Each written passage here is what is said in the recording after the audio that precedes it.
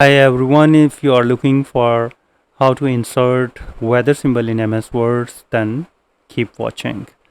This is very simple, very easy. You need to click on the insert on the upper menu bar, and after that on the right side you have to click on the symbol and then click on the more symbols, and after that in the font you need to click on this arrow and find the Webdings.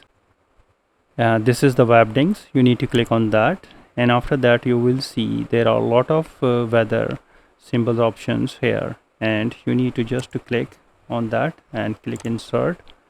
This is also raindrops and another symbol,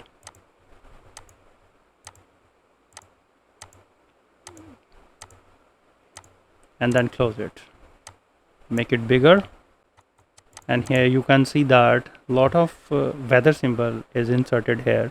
So if you are working any project, you can type weather symbol from the symbol options.